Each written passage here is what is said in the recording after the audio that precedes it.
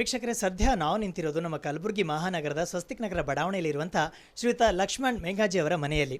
ಪ್ರೀತಿಯಿಂದ ರೈತರವರಿಗೆ ಲಾಲ್ ಸೇಟ್ ಅಂತ ಕರೀತಾರೆ. ಈ ಭಾಗದಲ್ಲಿ ಪಪ್ಪಾಯಿ ಕ್ಷೇತ್ರದಲ್ಲಿ ಕಿಂಗ್ ಯಾರಾದರೂ ಇದ್ದರೆ ಅದು ಲಾಲ್ ಸೇಟ್, ಅಂದರೆ ಪಪ್ಪಾಯಿ ಕಿಂಗ್ ಅಂತ ಕೂಡ ಅವ್ರು ಕರೆಸ್ಕೋತಾರೆ.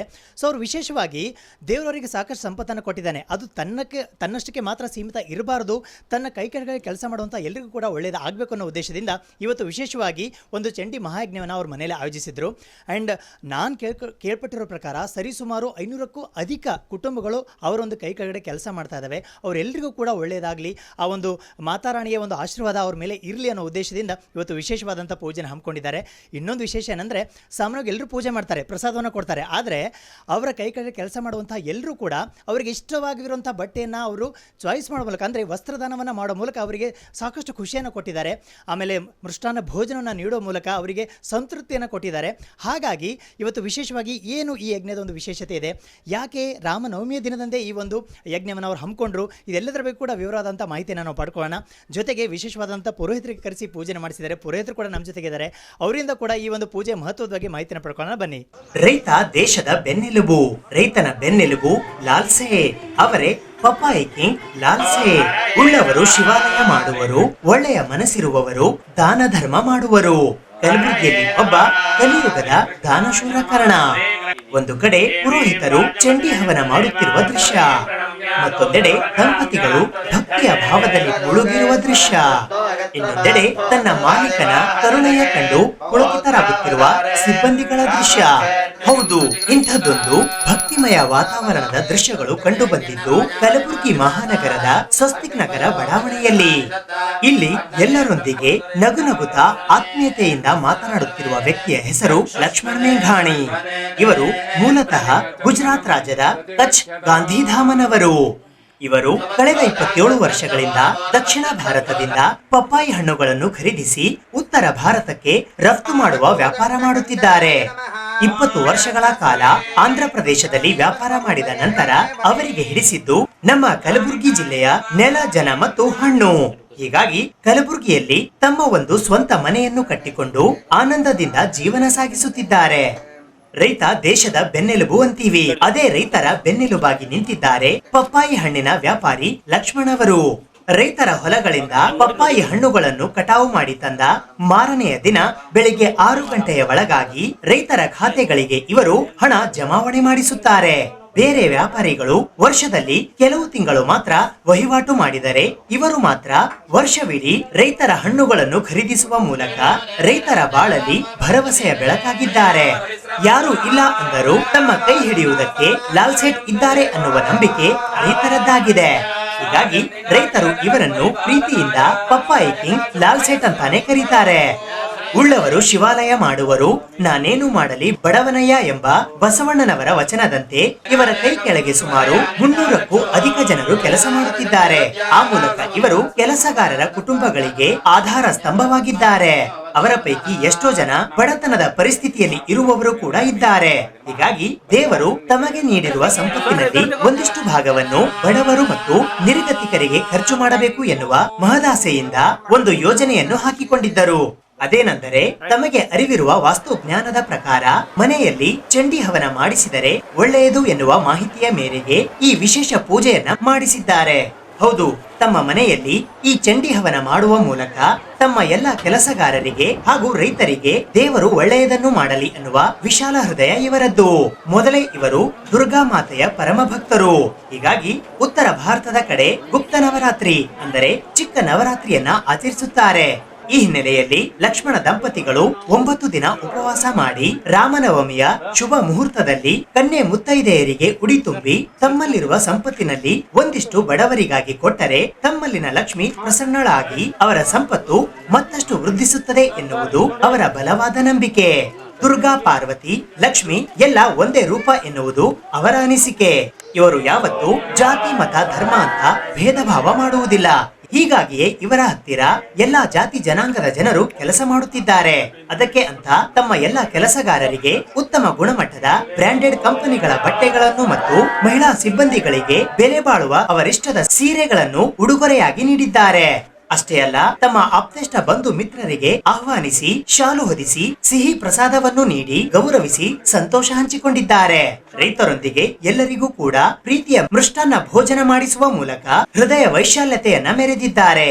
ಇದರೊಂದಿಗೆ ಸುಕ್ಷೇತ್ರ ಮುತ್ಯಾನ ಬಾಬಲಾದನ ಶ್ರೀಮನ್ ನಿರಂಜನ ಪ್ರಣವ ಸ್ವರೂಪಿ ಗುರುಪಾದಲಿಂಗ ಮಹಾಶಿವಯೋಗಿಗಳನ್ನು ಕರೆಸಿ ಭಕ್ತಿಯ ಕಾಣಿಕೆ ಸಲ್ಲಿಸಿ ಆಶೀರ್ವಾದ ಪಡೆದು ಇತರರಿಗೂ ಆಶೀರ್ವಾದ ಸಿಗುವಂತೆ ಮಾಡಿದ್ದಾರೆ. ರಕ್ತ ಸಂಬಂಧಿಗಳೇ ಒಬ್ಬರಿಗೊಬ್ಬರು ಆಗದೇ ಇರುವ ಇಂದಿನ ದಿನಮಾನಗಳಲ್ಲಿ ತಾವು ದುಡಿದಿರುವ ದುಡ್ಡಿನಲ್ಲಿ ತನ್ನ ಕೆಲಸಗಾರರಿಗೆ ಒಳ್ಳೆಯದಾಗಲಿ ಎಂದು ಇಷ್ಟು ಖರ್ಚು ಮಾಡುವ ದೊಡ್ಡ ಮನಸ್ಸಿರುವವರು ಇರುವುದರಿಂದಲೇ ಇಂದಿಗೂ ಕಾಲ ಕಾಲಕ್ಕೆ ಮಳೆ ಬೆಳೆ ಬರ್ತಾ ಇದೆ ಅಂತಾರೆ ತಿಳಿದವರು. ನಿಜಕ್ಕೂ ತ್ರೇತಾಯುಗದಲ್ಲಿ ರಾಮನ ತಮ್ಮ ಲಕ್ಷ್ಮಣ ತನ್ನ ಅಣ್ಣ ಮತ್ತು ಅತ್ತಿಗೆಯ ಕುಶಲೋಪರಿ ಬಗ್ಗೆ ಕಾಳಜಿ ವಹಿಸಿರುವಂತೆ ಕಲಿಯುಗದಲ್ಲಿ ಈ ಲಕ್ಷ್ಮಣ ತಮ್ಮ ಕೆಲಸಗಾರರ ಯೋಗಕ್ಷೇಮ ನೋಡಿಕೊಳ್ಳುತ್ತಿರುವುದು ನಿಜಕ್ಕೂ ಎಲ್ಲರಿಗೂ ಮಾದರಿಯಾಗುವಂತದ್ದಲ್ವಾ? ನಮಸ್ಕಾರ, ತಮ್ಮ ಹೆಸರು? ನನ್ನ ಹೆಸರು ಅವಿನಾಶ್ ಆಚಾರ್ ಅಂತ. ನಾವು ಇರೋದು ಇಲ್ಲೇ ಗುಲ್ಬರ್ಗ ಬ್ರಹ್ಮಪುರ್ ಕೋರಿಮಠದಲ್ಲಿ. ಆ ಕಾರ್ಯಕ್ರಮ ವಿಶೇಷತೆ ಏನಪ್ಪ ಅಂತಂದರೆ, ಉಗಾದಿ ಹಬ್ಬಕ್ಕೆ ನಮಗೆ ಹಿಂದೂ ಸಂಪ್ರದಾಯ ಪ್ರಕಾರ ಮೊದಲನೇ ವರ್ಷ ಮೊದಲನೇ ದಿನ ಆರಂಭ ಆಗುತ್ತೆ.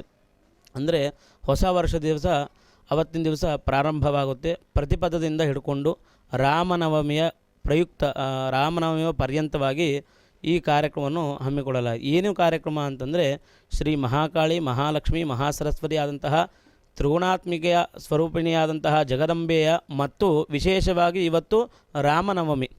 ಅದರಲ್ಲಿ ರಾಮನವಮಿ ಪ್ರಯುಕ್ತವಾಗಿ ರಾಮನವಮಿ ಹೋಮವನ್ನು ಮತ್ತು ಚಂಡಿ ನವಪಾರಾಯಣವನ್ನು ಮಾಡಿಸಿ ಚಂಡಿ ಹವನವನ್ನು ಇವತ್ತಿನ ದಿವಸ ಮಾಡಲಾಗಿದೆ. ಇದು ಮಾಡುವ ಪ್ರಯುಕ್ತ ಉದ್ದೇಶ ಏನಪ್ಪ ಅಂತಂದರೆ, ಈ ದೇವಿಯ ಆರಾಧನೆಯನ್ನು ಮಾಡುವುದರಿಂದ ಎಲ್ಲ ರೈತರಿಗೆ ಸಕಲ ಸಸ್ಯಶ್ಯಾಮಲಗಳು ಸಕಾಲಕ್ಕೆ ಮಳೆಯಾಗಲಿ, ಸಕಾಲಕ್ಕೆ ಬೆಳೆಯಾಗಲಿ, ಎಲ್ಲರೂ ಆರೋಗ್ಯವಾಗಿರಲಿ ಅಂತಂದು ಅವರ ಪ್ರೀತ್ಯರ್ಥವಾಗಿ ದೇವಿಯ ಆರಾಧನೆಯನ್ನು ಇವರು ಮಾಡುತ್ತಿದ್ದಾರೆ. ಇದು ಬಹಳ ಪುಣ್ಯಪ್ರದವಾದಂತಹ ಕಾರ್ಯಕ್ರಮ. ಇದು ಎಲ್ಲರಲ್ಲಿ ಇಂತಹ ಸಂಕಲ್ಪವನ್ನು ಮಾಡಲು ಮನಸ್ಸು ಬರೋದಿಲ್ಲ. ಬಂದರೂ ಕೆಲವೊಬ್ಬರ ಕೈಲಿ ಇಂತಹ ಕಾರ್ಯಕ್ರಮವನ್ನು ಮಾಡಲು ಆಗುವುದಿಲ್ಲ. ಇಲ್ಲಿ ಆಗಿದೆ ಅಂತಂದರೆ ಎಲ್ಲವೂ ಭಗವಂತನ ಅನುಗ್ರಹದಿಂದ. ಇಲ್ಲಿ ವಿಶೇಷವಾಗಿ ಶಿವ ಪಾರ್ವತಿ ಕಲ್ಯಾಣವೂ ಆಗಿದೆ ಮತ್ತು ರಾಮನ ಪೂಜಾ ಆರಾಧನೆಗಳು ಆಗಿವೆ. ಮಹಾಕಾಳಿ, ಮಹಾಲಕ್ಷ್ಮಿ, ಮಹಾಸರಸ್ವತಿ, ಜಗದಂಬಾ ದೇವತಾ ಪೂಜೆಯನ್ನು ಮಾಡಿ ಮತ್ತು ವಿಶೇಷವಾಗಿ ನವಗ್ರಹ ಪೂಜೆಯನ್ನು ಮಾಡಲಾಗಿದೆ. ಈಗ ತಾವು ಹೇಳಿದ್ರಿ ಎಲ್ರಿಗೂ ಮನಸ್ಸಿರಲ್ಲ ಮಾಡಬೇಕಂದ್ರೂ ಕೂಡ ಇಷ್ಟೊಂದು ಅದ್ಧೂರಿತನ ಆಗಲ್ಲ ಅಂತ. ಸೊ ಕೊನೆಯದಾಗಿ ಒಂದು ಸೇಡ್ಜಿಗೋಸ್ಕರ ಆಗಿರ್ಬೋದು, ನಮ್ಮ ವೀಕ್ಷಕರಿಗೋಸ್ಕರ ಏನು ಹೇಳಕ್ಕೆ ಇಷ್ಟಪಡ್ತೀರಾ? ಒಂದೇ ಮಾತು, ಅವರು ತುಂಬ ಮನಸ್ಸಿನಿಂದ ಮಾಡಿದ್ದಾರೆ. ನೀವು ಏನಾದರೂ ಈ ಕಾರ್ಯಕ್ರಮ ಬಗ್ಗೆ ಹೇಗೆ ಮಾಡೋಣ, ಏನು ಮಾಡೋಣ ಅಂತ 15 ದಿವಸ ಹಿಂದೆ ಹೇಳಿದೆ ನಾನು. 15 ದಿವಸ ಕೆಳಗೆ ಬಂದು ಕೇಳಿದಾಗ ಏನು ಮಾಡವ ಅಂತ. ನೀವು ಏನು ಮಾಡ್ತೀರಿ ಮಾಡಿರಿ, ನಿಮ್ಗೆ ಏನು ಬೇಕೋ ಕೇಳ್ರಿ, ನೀವು ಏನು ಮಾಡ್ತೀರಿ ಮಾಡಿರಿ, ನನಗೇನು ಕೇಳಬೇಡ್ರಿ. ಎಲ್ಲವೂ ರೈತರ ಪರವಾಗಿ, ನಮ್ಮ ಪರವಾಗಿ, ನಮಗೂ ಒಳ್ಳೆಯದಾಗಬೇಕು, ರೈತರಿಗೂ ಒಳ್ಳೆಯದಾಗಬೇಕು. ಆ ದೇವಿಯ ಆರಾಧನಾ ಆಶೀರ್ವಾದ ಎಲ್ಲರ ಮೇಲೂ ಸಂಪೂರ್ಣವಾಗಿರಬೇಕು. ಇದು ಒಂದೇ ಅವರ ಮನಸ್ಸಂಕಲ್ಪ. ವೀಕ್ಷಕರೇ, ಸದ್ಯ ನನ್ನ ಜೊತೆ ಅಥವಾ ಸ್ಕ್ರೀನ್ ಮೇಲೆ ನೋಡ್ತಾ ಇರ್ಬೋದು, ರೈತರ ಅಚ್ಚುಮೆಚ್ಚಿನ ಲಾಲ್ ಸೇಠ್ ಅವರಿದ್ದಾರೆ. ಕಿಂಗ್ ಆಫ್ ಪಪ್ಪಾಯ ಅಂತಲೇ ಕರಿಬಹುದು.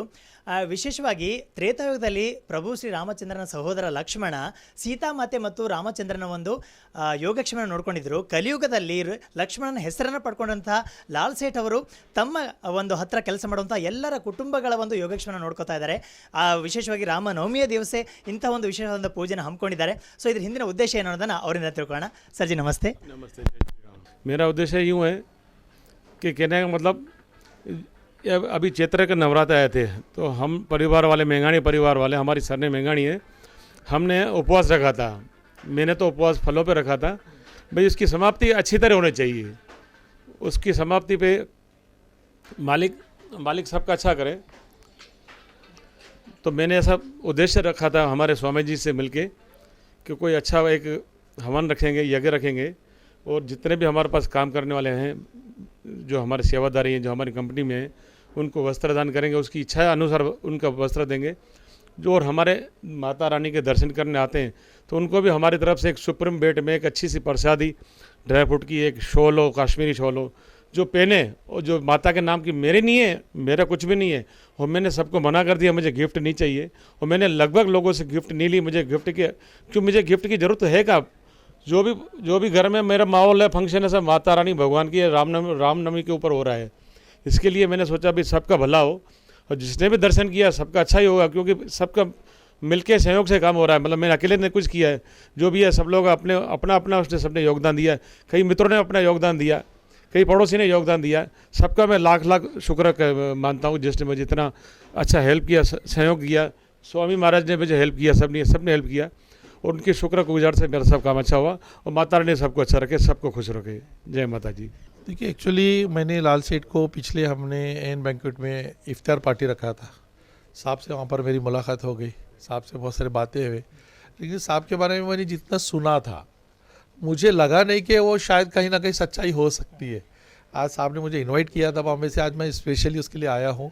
मैंने यही देखने के लिए, उसमें कितनी सच्चाई है देखने के लिए। And he is very great. इनमें कोई धर्म का कोई भेदभाव नहीं है एंड सारे धर्म को उन्होंने लेके चल रहे हैं। आज मैं सुबह से देख रहा हूँ, हिंदू भी है, मुस्लिम भी है। आज मैं देखा सरदार भाई भी लोग उसमें थे एंड सारे एग्रीकल्चरिस्ट को उन्होंने अपने लेवल में लेके चल रहे हैं एंड हमको और उनको सेम बराबर की इज्जत दी है।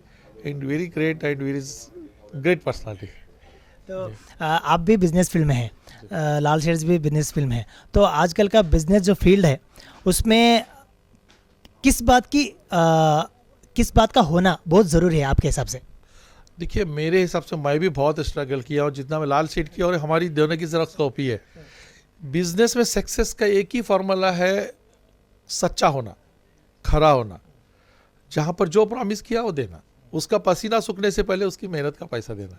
एंड मैंने सुना हो लाल सेठ के बारे में, वो जितनी उनको कभी कभी ऐसा होता है कि वो प्रॉफिट को ऐड करके उनको पैसा देना पड़ता है। सिर्फ वो इसलिए देते हैं ताकि ये बंदा मेहनत से अपने को फ्रूट बना के दिया है, बड़ा करके दिया है। कल आने वाले दिन में भले ही वो ज़िंदा रहेगा, उसकी फैमिली अच्छी रहेगी तो ही मुझे दुआ मिलेगी। इस सक्सेस के हिसाब से वो बंदे चल रहे हैं। एंड मैं भी यही चाहता हूँ कि अगर आपको ज़िंदगी में आगे बढ़ना है, आपके दिल में सच्चाई लेके आइए, अच्छी चीज़ मार्केट में लेके आइए, ज़रूर उसको सक्सेस होगा, आपकी ज़िंदगी ज़रूर सक्सेस हो जाएगी। ಸದ್ಯ ನಮ್ಮ ಜೊತೆ ಡಾಕ್ಟರ್ ಸೊಹೇಲ್ ಶಾಲಿ ಅವರಿದ್ದಾರೆ, ಅವ್ರ ಜೊತೆ ಮಾತಾಡೋಣ. ಸರ್, ತಾವು ಕೂಡ ಸಾಕಷ್ಟು ಸಮಯದಿಂದ ಇಲ್ಲಿ ಇದ್ದೀರಾ, ಹೇಗೆ ಅನಿಸ್ತಾ ಇದೆ ಇಲ್ಲಿ? ಭಾಳ ಖುಷಿ ಆಗ್ತಿದೆ ರೀ. ಅವ್ರು ನನಗೆ 2-3 ಟೈಮ್ಸ್ ಕರೆದ್ರು ಒಂದೇ ಫಂಕ್ಷನ್ಗೆ. ಇಷ್ಟು ದೊಡ್ಡ ಫಂಕ್ಷನಲ್ಲಿ ದೊಡ್ಡವರು ನನ್ನ ಪ್ರಕಾರ ಒಂದೇ ಸತಿ ಕರೆಯೋದು, ಸೆಕೆಂಡ್ ಟೈಮ್ ಕರೆಯೋಕ್ಕೆ ಹೋಗಲ್ಲ. ಇವರು ಸೆಕೆಂಡ್ ಟೈಮು ಕರೆದ್ರು ಮತ್ತು ಥರ್ಡ್ ಟೈಮ್ ಮೆಸೇಜು ಮಾಡಿದ್ರು ಬರಬೇಕು ರೀ. ಇವತ್ತು ಅವ್ರಿಗೆ ಕಾನ್ಫಿಡೆನ್ಸ್ ಇತ್ತು, ಸೊಹೇಲ್ ಬರ್ತಾನೆ. ನಾನು ಐಸಿಯುನಲ್ಲಿ ಇರ್ತೀನಿ, ಬ್ಯುಸಿ ಇತ್ತು, ಆದರೂ ಅವ್ರು ಹೆಂಗೆ ಮನಸ್ಸಿಂದ ಕರೆದ್ರಲ್ಲ ನನಗೆ, ಆನಾ ಹೈ ಆಪ್ಕೋ, ಆನಾ ಹೈ, ಪೂಜೆಗೂ ಆನಾ ಹೈ, ದಾವತ್ ಮೇ ಆನಾ ಹೈ, ಸಬ್ಕೋ ಆನಾ ಹೈ, ಅದೇನು ಫೀಲಿಂಗಿಂದ ಕರೆದ್ರಲ್ಲ, ಆ ಪ್ರೀತಿ ನನಗೆ ಹೇಳ್ಕೊಂಡು ಬಂದಿದೆ. ಭಾಳ ಖುಷಿಯಾಯಿತು. ಎಲ್ಲರೂ ನಾನು ನೋಡಿದೆ, ಎಲ್ಲ ಜಾತಿಯವ್ರನ್ನ ನೋಡಿದೆ. ಇದೇ ನಮ್ಮ ಕಲಬುರ್ಗಿದು ವಿಶೇಷತೆ. ವೀಕ್ಷಕರೇ, ಸದ್ಯ ನನ್ನ ಜೊತೆ ನಕೀಂ ಭಾಯ್ ಅವರಿದ್ದಾರೆ. ಲಾಲ್ ಸೇಠ್ ಅವರ ತುಂಬಾ ವಿಶ್ವಾಸಿಗರಲ್ಲಿ ಒಬ್ಬರಾಗಿರುವಂಥ ಇವರು ವ್ಯಕ್ತಿ ಅಂತಲೇ ಹೇಳ್ಬೋದು. ಎಲ್ಲರ ಬಾಯಲ್ಲೂ ನಕೀಂ ಭಾಯ್ ಅಂತ ತುಂಬ ಕೇಳ್ತಾ ಇರ್ತೀವಿ, ಬೆಳಗಿಂದ ಕೂಡ ನಾವು ಕೇಳ್ತಾ ಇದ್ದೀವಿ. ಆದರೆ ಹಿಂದಿನ ಒಂದು ರಹಸ್ಯ ಏನಂತ ಅವರಿಂದ ತಿಳ್ಕೊಳ್ಳೋಣ. ನಕೀಂ ಭಾಯ್ ನಮಸ್ಕಾರ. ಲಾಲ್ ಸೇಠ್ ಅವರದ್ದು ತುಂಬ ವಿಶ್ವಾಸ ನಿಮ್ಮ ಮೇಲಿದೆ. ತಾವು ಎಷ್ಟು ವರ್ಷದಿಂದ ಇಲ್ಲಿ ಕೆಲಸ ಮಾಡ್ತಾ ಇದ್ದೀವಿ? 18 ವರ್ಷ ಆಯ್ತು ಸರ್. 18 ವರ್ಷ. ಸೊ ನೀವು ಫಸ್ಟಲ್ಲಿ ಇವ್ರ ಪರಿಚಯ ಹೆಂಗಾಯ್ತು ನಿಮಗೆ? ಇವ್ರ ಮನೆ ನಮ್ಮ ಮನೆ ಸಹ ಹತ್ರ ಇದೆ ಸರ್, ಹಾಗಾಗಿ ಪರಿಚಯ ಅದ ಸರ್. ನಾ ಭಾಳ ಸಣ್ಣ ಇದೆ ಸರ್, ಅವನಿಂದ ಇವ್ರ ಬಳಿ ಇದೆ ಸರ್, ಮಗನ ಥರ ನೋಡ್ಕೋತಾರೆ ಸರ್. ಅದ್ರ ಸರ್ ಇವ್ರ ಬಳಿ ಇದ್ದೀನಿ ಸರ್. ಹಾಂ ಸರ್. ಸೊ ಈಗ ಇವ್ರ ಬಿಸ್ನೆಸ್ ಬಗ್ಗೆ, ಆಮೇಲೆ ಇವ್ರ ಹತ್ರ ಕೆಲಸ ಮಾಡುವಂಥ ಜನರಿಗೆ ಅವ್ರು ಯಾವ ರೀತಿ ನೋಡ್ಕೋತಾರೆ ಅಂತ ನಿಮ್ಗೆ ಹೆಂಗೆ ಅನ್ಸುತ್ತೆ? ಸರ್ ಎಲ್ಲರಿಗೂ ಚಲೋ ನೋಡ್ಕೋತಾರೆ. ಯಾರಿಗೆ ಕೆಲಸ ಮಾಡ್ತಾರಂತ ನೋಡ್ಕೋತಾರೆ ಸರ್, ಎಲ್ಲ ಮನಿ ಮೆಂಬರ್ ಅದ ಆ ಟೈಪ್ ನೋಡ್ಕೋತಾರೆ ಸರ್. ಹಾಂ ಸರ್. ಸೊ ನಾನು ಕೇಳಿದ ಪ್ರಕಾರ ಒಂದು 500ಕ್ಕೂ ಅಧಿಕ ಕುಟುಂಬಗಳು ಲಾಲ್ ಸೇಠ್ ಅವರ ಒಂದು ಬಿಸ್ನೆಸ್ ಮೇಲೆ ಡಿಪೆಂಡ್ ಇದ್ದಾರೆ ಅಂತ. ಸೊ ಅವರೆಲ್ಲರ ಜೊತೆ ನಿಮ್ಮದು ಕಾಂಟ್ಯಾಕ್ಟ್ ಇರುತ್ತೆ. ಸೊ ಅವರೆಲ್ಲರದ್ದು ಒಂದು ರೆಸ್ಪಾನ್ಸ್ ಹೆಂಗಿರುತ್ತೆ? ಹಾಂ, ಅವರು ಎಲ್ಲರೂ ಮಗನ ಹತ್ರ ಮಾತಾಡ್ತಾರೆ, ಕೈಸಾ ಬೇಟ ಏನಿಲ್ಲ ಆ ಟೈಪ್ ಮಾತಾಡ್ತಾರೆ. ಯಾರಿಂಗೂ ಹೆಸರು ತೊಗೊಂಡು ಹೇಳಲ್ಲ, ಬೇಟಾನೆ ಅಂತ ಮಾತಾಡ್ತಾರೆ. ಅಂದರೆ ಹಂಗೂ ಯಾರಿಗೂ ಇವರು ಕಿಸಾನರ, ಇವರು ಲೇಬರರ, ಹಂಗೆ ಯಾರಿಗೂ ಮಾಡಲ್ಲ ಸರ್. ಈಗ ನೀವು ಇವ್ರ ಹತ್ರ ಇರ್ತೀರಾ, ಸೇಠ್ಜಿ ಬಗ್ಗೆ ನಿಮಗೆ ಒಂದು ಪ್ರೀತಿ ವಿಶ್ವಾಸ ಇರುತ್ತೆ. ರೈತರು ಸೇಠ್ಜಿ ಬಗ್ಗೆ ಏನು ಹೇಳ್ತಾರೆ ನಿಮ್ಮ ಎದುರು? ದೇವ್ರವ್ರ ಅಂತಾರೆ ಸರ್, ದೇವ್ರವ್ರ ಅಂತಾರೆ. ಯಾಕಂದ್ರೆ ಮಾಲ್ ಎನಿ ಟೈಮ್ ಬರಲಿ ಕಡಿತಾರೆ ಸರ್. ರೇಟ್ ಇರಲಿ, ಇವತ್ತು ಇರಲಿ ರೇಟ್, ಎನಿ ಟೈಮ್ ಮಾಲ್ ಕಡಿತಾರೆ ಸರ್. ಹಾಂ ಸರ್. ಹಂಗಾಗಿ ಏನ್ರಿ ಭಾಳ ನೆನೆಸ್ತಾರೆ ಸರ್.